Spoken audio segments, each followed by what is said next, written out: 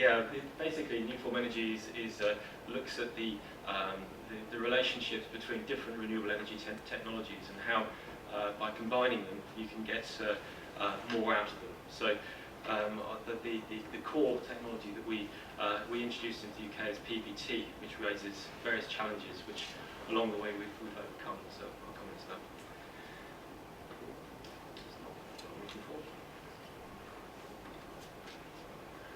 Okay, so the first slide is really looking at where the energy is being used. I mean, at the moment, the emphasis has been put on the application of photovoltaics on the roofs of buildings. Now, in actual fact, if you look at the pie chart, the amount of electrical consumption from a building makes up about 25%, 25% of the total energy used within the building.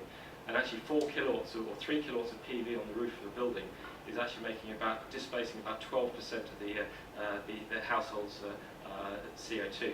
So thermal displacement is going to make far greater impact in terms of CO2 displacement. And for that reason, putting lots and lots of PV on the roof of buildings doesn't necessarily make the most carbon sense. So what we've done is we've looked at how to actually achieve zero carbon buildings. How can you do this cost effectively? So, which is a bit of a tall order given the amount of available roof space from most new buildings. And we've developed a solution which is basically a hybridized solution that uses photovoltaic thermal combination of PV and solar thermal heat pumps and actually ground storage. Now, it's quite a costly exercise actually sort of doing this at the moment, but we're also now looking at ways of engineering out cost to make this affordable. So the solution itself is a year-round heating and hot water solution. So unlike most solar technologies, we can actually provide heating to the building from solar energy year-round. The cooling benefit of the photovoltaics on your roof means that you actually generate more electricity. Now, passively cooled PBT, if it has an infinite depository for the thermal energy, will give you about 11 to 15% uplift under UK conditions. There's more than that overseas.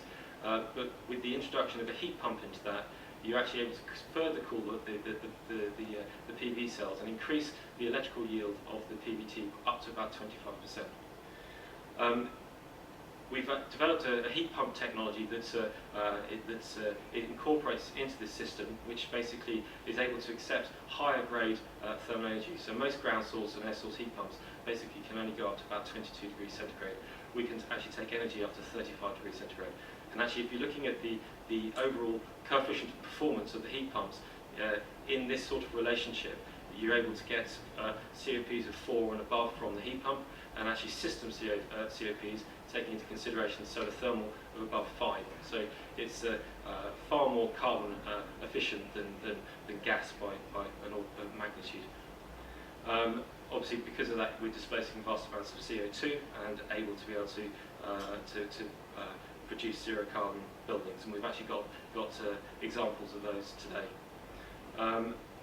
One of the things that's been lacking from all of this is intelligent controls. How do you get everything to talk to one another and work together? So we've had to develop smart control systems in order to be able to get our systems to work effectively.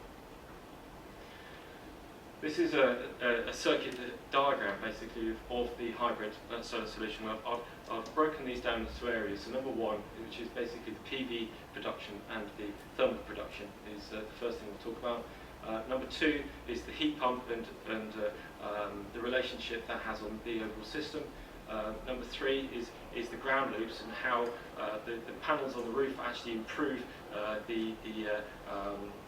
essentially you're taking excess solar energy, putting it into the ground to create an energy bubble, so using the ground as a thermal battery. And then of course the important one, number four, is the control system, which makes all this sort of work together. So what's a PBT panel? The PBT panel is essentially a combination of a PV and solar thermal absorber. There's two types of collector. There's thermally biased collectors and there are electrically biased connectors. In this particular application, we look at electrically biased connectors, which essentially doesn't have a layer of glass on the front of the panel.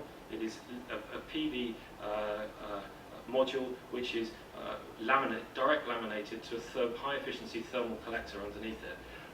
We wick away the heat from the photovoltaics, which is low grade heat, generally doesn't go above about 55 degrees centigrade, and we can then use that in the building. And this is basically just repeating what I said before, but it's showing the difference between the two panel types. So you've got the unglazed, which is where the photovoltaics module is sat directly on top of the thermal absorber, and the glazed, which is has a layer of solar glass, so it's very, very similar to a normal solar thermal absorber. The one thing I will say about the glazed module is that it does get hotter. So stagnation temperatures of glazed PBT generally run at about 130 degrees centigrade. So if you don't do something with that heat, then the panel is allowed to stagnate, which has a detrimental effect on the PV. So engineering of these systems is very, very important to get them right. This slide is basically showing the relationship of temperature and performance on photovoltaic cells. And a standard silicon cell degrades at roughly 0.47% for every 1 degree temperature rise. This is linear up to about 60 degrees centigrade. You go above 60 degrees centigrade and actually the output drops off a cliff. We've seen this on a number of our earlier installations where we haven't got it so right, and temperatures within the collector have been allowed to climb too high.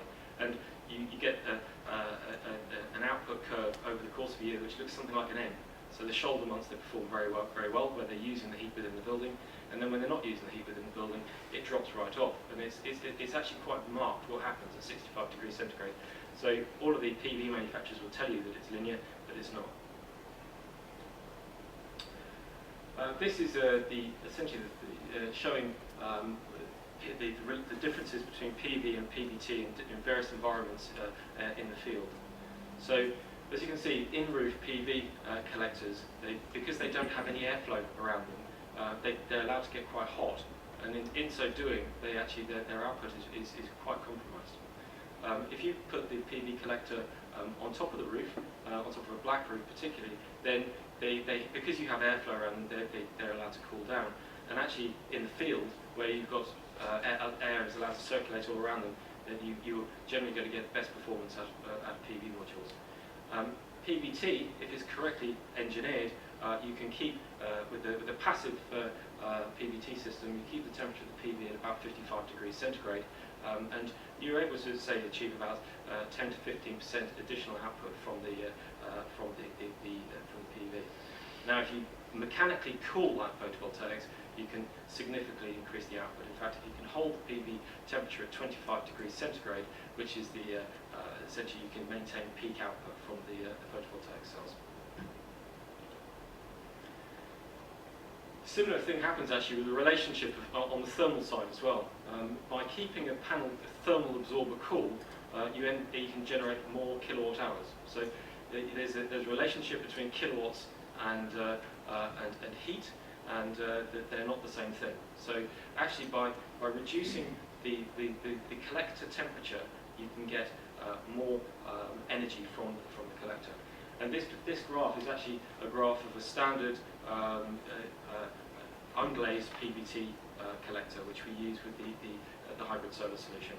The stagnation temperatures you can see from the blue line here, with no wind across the panel, is at about 57 degrees above ambient. So in the UK, typically, you're not going to get above 75 degrees stagnation temperature. That's under absolute perfect conditions. And the actual absorber design has come on, and this graph is demonstrating about 680 watts of thermal peak, but now we're looking at, from the same collector area, we're getting nearly 1,000 watts peak from thermal energy. So, I think you've only got a couple more minutes. Okay, I'll run through very quickly then. Okay, so the heat pumps, I won't dwell too much on the heat pumps. You know, all know what they are and what they do. The only difference is that we run at a slightly higher temperature. Ground charging, the benefits of ground charging, essentially the blue line is a ground source heat pump under normal conditions. But actually by putting the excess solar energy into the ground, you see what happens with the orange line, which is essentially the increase of energy in the ground. So over the course of 12 months, we're able to maintain far higher COPs from the heat pump. Finally, this is the bit of kit that makes it all work. We've developed an intuitive controller, basically, that looks at energy flows and prioritises free energy. So if the body of water is able to be heated passively by solar alone, then it will use solar. If it can't be met by solar alone, it will look at the next cheapest energy source, being the heat pump and the PBBT. And finally, if that can't be met using that, then it will look to use energy from another source, i.e. the ground, or if you don't have the ground available, maybe a fan coil unit, or even an external boiler. We're actually developing this further now to actually read weather data as well. So we're looking at intuitive controllers which will actually predict what's going to happen in their environment and adjust accordingly. Finally, back to the original schematic and how it all ties together. So this is our solution. We've got a number of zero carbon buildings which we've built using this method, and it's yes, essentially that's what neutral energy does. The future is building integrated PBT, so we're looking at intelligent building materials which actually absorb energy from their environment, both electrically and thermally, ultra high efficiency heat pumps, smart controllers, which I've just talked about, and the holy grail, which is trying to make all this as cheap as possible to hit grid parity with the traditional fossil fuels, and making zero carbon homes